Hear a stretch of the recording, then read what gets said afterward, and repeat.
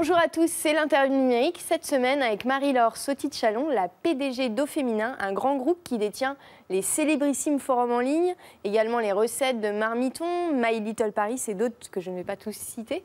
Vous êtes une des rares femmes à être à la tête d'une plateforme numérique. Comment vous expliquez que vous êtes si peu nombreuses en tant que femme à diriger des plateformes numériques en France ? Alors d'abord, ça va changer parce qu'il y a un nombre de projets de start-up managés par des femmes qui est très important.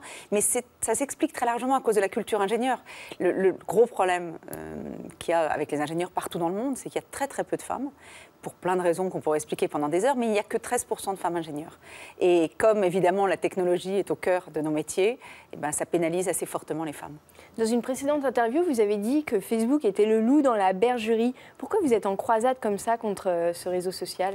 Moi, je ne crois pas du tout aux croisades et je ne suis jamais en croisade. Je trouve qu'en revanche, il faut pouvoir dire les choses. Et le problème énorme de cet écosystème numérique, c'est qu'on n'a pas de possibilité d'expression avec ces géants qui se sont retrouvés dans des positions incroyablement monopolistiques que sont Google, Amazon, Apple ou Facebook. Et donc, je trouve qu'il faut pouvoir leur dire, à un moment donné, vous êtes en train de prendre un poids considérable sur notre fidèle communauté, sur les gens, et vous nous redonnez rien.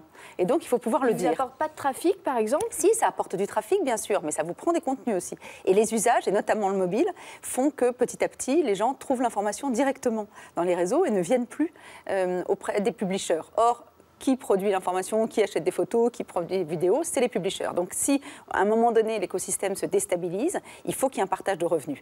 Et je crois que c'est ça, d'ailleurs, ils sont tout à fait entendus, ce sujet-là. Maintenant, vous savez, quand un loup écoute, il écoute lentement.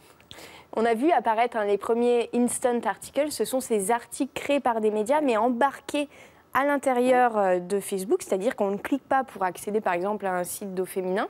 Qu'est-ce que vous en pensez ? Moi, j'ai trouvé personnellement que c'était assez beau, adapté au mobile.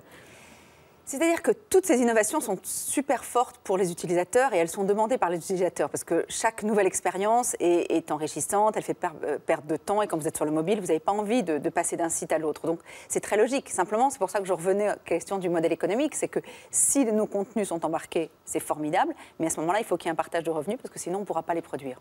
Donc pour l'instant, vous ne voulez pas spécialement Donc pour l'instant, vous mettre dans on est très intéressés. On est très intéressés système. parce que la culture d'Au-Féminin, c'est d'être toujours dans le test and learn. Donc toutes nos équipes ont toujours pris tous les risques, que ce soit sur la télé connectée, que ce soit sur le mobile, d'aller d'abord, de générer des audiences et ensuite de trouver son modèle économique. Mais là, il faut quand même poser la question du modèle économique. Comment on s'adresse aux femmes plus spécifiquement via le mobile ? Est-ce qu'il y a des petits trucs et astuces qui correspondent à ce public un peu spécifique ?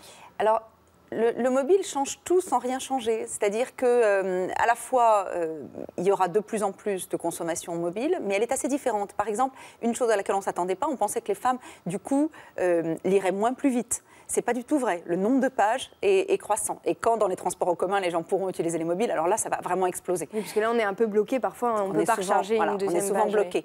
Mais par ailleurs, il faut apporter des choses nouvelles. Parce qu'à chaque fois que vous créez un nouvel actif digital, il doit avoir sa propre fonction.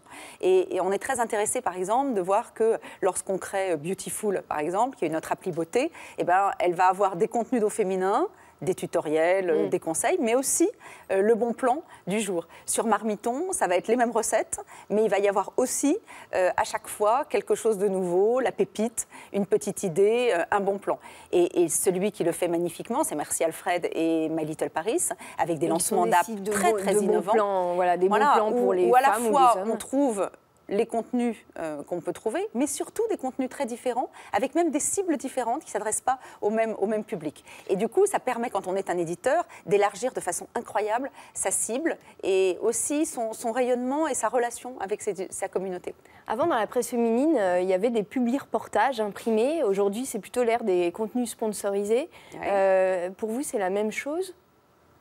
Je ne crois pas qu'on arrive à faire vraiment des parallèles entre ce qu'était la presse et ce qu'est aujourd'hui le monde digital, parce qu'on voit bien que tout a profondément changé. Alors si on revient à ce que les annonceurs voudraient, c'est-à-dire faire des contenus qui ressemblent à des contenus qui sont écrits par des journalistes... vous le faites, vous ? Ça s'appelle le native advertising. Alors il y a plein de formes différentes qui existent. Moi, je trouve que c'est très intéressant. Oui, mais en disant toujours que c'est un email partenaire, par exemple.